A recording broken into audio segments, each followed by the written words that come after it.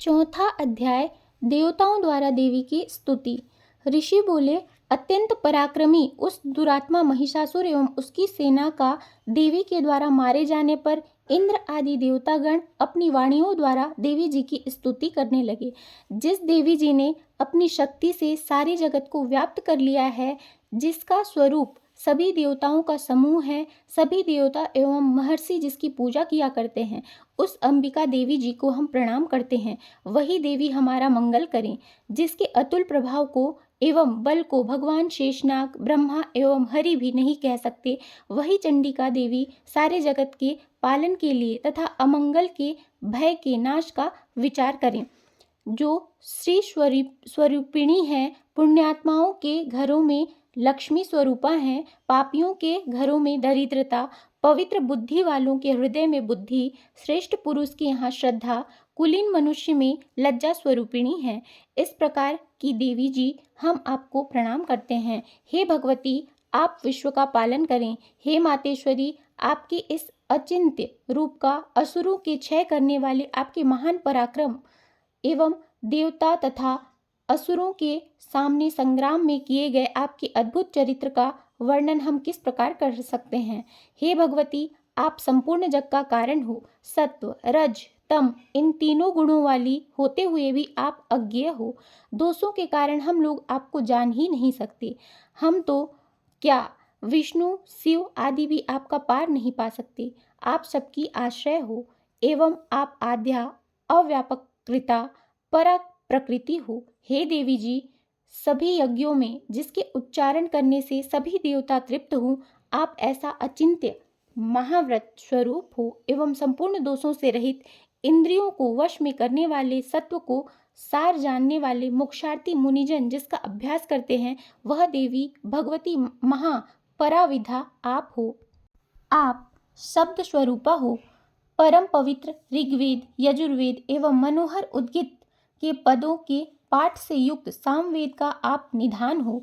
वेद यत्री देवी हो। 6 गुणों से संपन्न आप भगवती हो। सभी शास्त्रों का ज्ञान कराने वाली आप देवी हो। हे देवी, आप मेधा हो। दुर्गम संसार रूप सागर से पार उतारने वाली नौका रूप आप दुर्गा हो। आप असंग हो। कैटभ दैत्य के शत्रु विष्णु के वक्ष स्थल पर निवास करने वाली आप लक्ष्मी स्वरूपा हो एवं चंद्रमा को मस्तक पर धारण करने वाले भगवान शंकर से सम्मानित आप गौरी हो। यद्यपि आपका मुख सुंदर तथा परिपूर्ण चंद्रमा के बिंब का अनुकरण करने वाला एवं निर्मल मंद मुस्कान से शोभित है।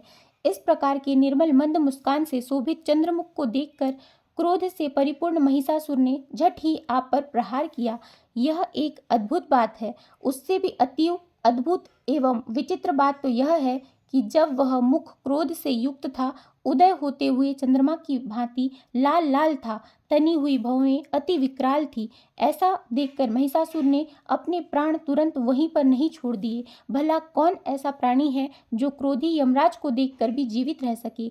हे देवी जी, आप प्रसन्न हो। सर्वदा उन्नति दाता देवी जी, आप जिन पर प्रसन्न हैं, वे ही सभी देशों में आदर पाते हैं। उन्हें ही धन तथा यश मिलता है। हे देवी, आपकी कृपा द्वारा ही पुण्यात्मा पुरुष सभी धर्म संबंधी कार्य प्रतिदिन किया करता है। आपकी कृपा से उसे स्वर्ण लाभ होता है। इस कारण आप तीनों लोकों में फल देने वाली हो। आपसे बढ़कर और कौन है। सबके लिए उपकार करने वाली हो। आप सर्वदा दयामयी हो। इन राक्षसों के वध करने से जगत सुखी हो। ये राक्षस कभी नरक के लिए चिरकाल तक भले ही पाप करते रहे हों।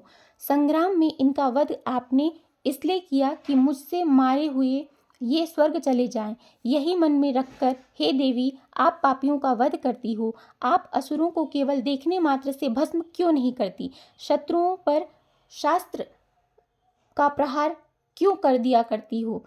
इसका भी कारण है, क्योंकि शत्रुगण मेरे शस्त्रों से मरकर पवित्र होकर उत्तम लोकों में पहुँचे।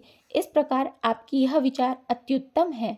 आपका शील स्वभाव दुराचारियों के दुष्ट स्वभाव को निवृत्त करने वाला है और आपका रूप अचिंत्य है। उसकी अन्य किसी से साथ तुलना नहीं की जा सकती।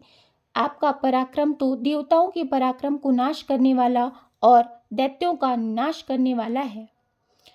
इसी प्रकार आप शत्रुओं पर भी दया करती हो। आपके पराक्रम की तुलना हे देवी किसके साथ हो सकती है।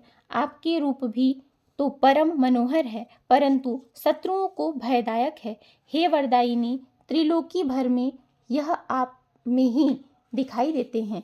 हे देवी जी, शत्रुओं का नाश करके इस सारी त्रिलोकी की आपने रक्षा की। संग्राम भूमि में उन दैत्यों का विनाश करके उन्हें स्वर्ग में पहुंचा दिया और हमारा भाग्य भय से दूर कर दिया, जो कि हमें उन्मत्त दानव डराया करते थे। हे माता, आपको नमस्कार है। हे देवी, हमारी शूल से रक्षा करें।